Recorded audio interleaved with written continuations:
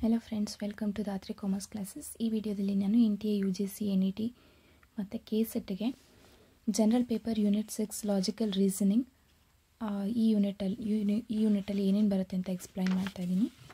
ಇದರಲ್ಲಿ ಮೇಯ್ನಾಗಿ ಬರುವಂಥದ್ದು arguments, analogy, Venn diagram, syllogism, assertion reason, assertion and conclusion, statement and conclusion ಇದೆಲ್ಲ ಬರುತ್ತೆ. ಅದಕ್ಕೆ ಎಲ್ಲದಕ್ಕೂ ಒಂದೊಂದು ಎರಡು ಎಕ್ಸಾಂಪಲ್ ಕೊಟ್ಟಿದ್ದೀನಿ.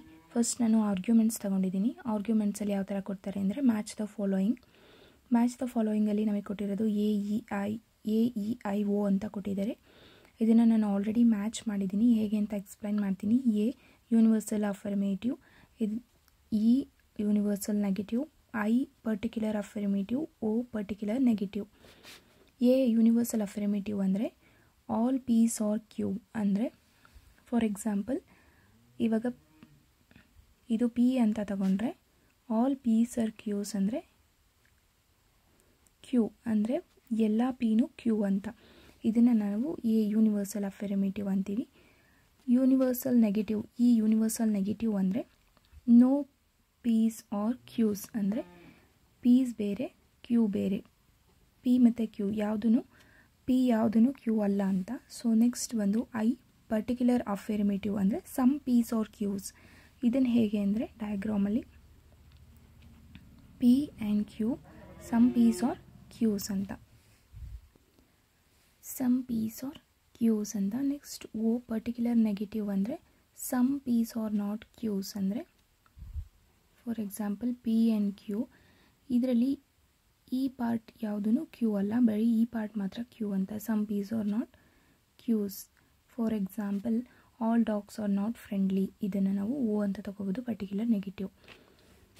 ಅದನ್ನು ಆರ್ಗ್ಯುಮೆಂಟ್ಸ್ ಅಂತೀವಿ. ನೆಕ್ಸ್ಟ್ ಸೆಕೆಂಡ್ ಪಾರ್ಟ್ ಬಂದು ಅನಾಲಜಿಲಿ ಯಾವ ಥರ ಕ್ವೆಶನ್ ಕೇಳ್ತಾರೆ ಅಂದರೆ ಐಸ್, ಟಂಗ್, ಇಯರ್ ಅಂದರೆ ಯಾವುದು ಅಂತ ಕೇಳಿದ್ದಾರೆ. ಅಂದರೆ ಐಸ್, ಟಂಗ್, ಇಯರ್ ಇದೆಲ್ಲ ಸೆನ್ಸರಿ ಆರ್ಗನ್ಸ್ ಹ್ಯೂಮನ್ದು. ಅದಕ್ಕೆ option finger, thumb, knee, nose ಅಂತ ಕೊಟ್ಟಿದ್ದಾರೆ. ನಮ್ಮ ಸೆನ್ಸರಿ ಆರ್ಗನ್ ಇದರಲ್ಲಿ ನೋಸ್ ಆಗುತ್ತೆ. So nose is the option. Next ಯಾವ ಥರ ಕೇಳ್ತಾರೆ ಅಂದರೆ LSOH ರಿಲೇಟೆಡ್ ವರ್ಡ್ಸ್ ಕೇಳ್ತಾರೆ. PCಗೆ ಏನು ಅಂತ ಕೇಳಿದ್ದಾರೆ. ಇದಕ್ಕೆ ಆಪ್ಷನ್ LSಗೆ OH ಅಂದರೆ ಆಪೋಸಿಟ್ ಲೆಟರ್ಸ್ ಇಲ್ಲಿ ತೊಗೊಂಡಿರೋದು. Lಗೆ O ಆದರೆ Sಗೆ H ಆಪೋಸಿಟ್ ಲೆಟರ್. ಸೊ Kಗೆ ಆಪೋಸಿಟ್ ಲೆಟರ್ P, Xಗೆ C, ಇದನ್ನು opposite letter. So X and C is the option. K and X is the option. ಅದು ಯಾವ ಥರ ಆಪೋಸಿಟ್ ಲೆಟರ್ ಅಂತ ನಾನು ಇಲ್ಲಿ ತೋರಿಸ್ಕೊಡ್ತಾ ಇದ್ದೀನಿ. ಆಪೋಸಿಟ್ ಲೆಟರ್ ಹೇಗೆ ಅಂದರೆ A to M ಬರ್ಕೊಂಡು ಅದಕ್ಕೆ 1 2 3 ಅಂತ ನಂಬರ್ಸ್ ಕೊಡ್ತಾ ಹೋದರೆ 13ಗೆ M ಸ್ಟಾಪ್ ಆಗುತ್ತೆ. ನೆಕ್ಸ್ಟ್ ಎನ್ನಿಂದ ರಿವರ್ಸ್ ಆರ್ಡರಲ್ಲಿ ಬರ್ಕೊಂಡು ಬಂದು ಅದಕ್ಕೆ 14 15 ಅಂತ ರಿವರ್ಸ್ ಆರ್ಡರಲ್ಲಿ ನಂಬರ್ಸ್ ಕೊಟ್ಕೊಂಡು ಬಂದಾಗ Aಗೆ Z is the opposite letter, Bಗೆ Y. ಅದೇ ಥರ ಬಂದರೆ ನಮಗಿಲ್ಲಿ ಬೇಕಾಗಿರೋದು P ಆ್ಯಂಡ್ Cಗೆ ಆಪೋಸಿಟ್ ಲೆಟರ್ X ಆಗುತ್ತೆ ಮತ್ತು Pಗೆ ಆಪೋಸಿಟ್ ಲೆಟರ್ K ಆಗುತ್ತೆ. ಸೊ ಇದನ್ನು ನಾನು ಆಪೋಸಿಟ್ ಲೆಟರ್ನ ಇಲ್ಲಿ ಸೆಲೆಕ್ಟ್ ಮಾಡಿದ್ದೀನಿ. ಸೊ ನೆಕ್ಸ್ಟ್ ಬಂದು ಬರ್ಡ್, ಫ್ಲೈ, ಸ್ನೇಕ್ ಏನು ಮಾಡುತ್ತೆ ಅಂತ. ಬರ್ಡ್ ಅಂದರೆ ಫ್ಲೈ ಮಾಡುತ್ತೆ, ಹಾರುತ್ತೆ. ಸ್ನೇಕ್ ಏನು ಮಾಡುತ್ತೆ, ಕ್ರಾಲ್ ಮಾಡುತ್ತೆ. ನೆಕ್ಸ್ಟ್ ವೆನ್ ಡಯಾಗ್ರಾಮ್ ಕೇಳ್ತಾರೆ. ವೆನ್ ಡಯಾಗ್ರಾಮ್ ಯಾವ ಥರ ಕೇಳ್ತಾರೆ ಅಂದರೆ which one of the following diagram best depicts the relationship between seconds, minutes and hours.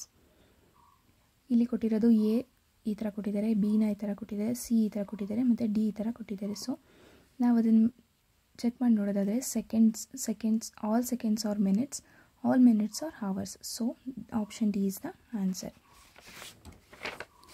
Next ಸಿಲೋಜಿಸಮಲ್ಲಿ ಯಾವ ಥರ ಕೊಡ್ತಾರೆ ಅಂದರೆ ಸ್ಟೇಟ್ಮೆಂಟ್ ಮತ್ತು ಕನ್ಕ್ಲೂಷನ್ ಕೊಡ್ತಾರೆ. ಸ್ಟೇಟ್ಮೆಂಟಲ್ಲಿ 2 ಸೆಂಟೆನ್ಸ್ ಕೊಟ್ಟಿರ್ತಾರೆ, ಕನ್ಕ್ಲೂಷನ್ಸ್ ಕೊಟ್ಟಿರ್ತಾರೆ.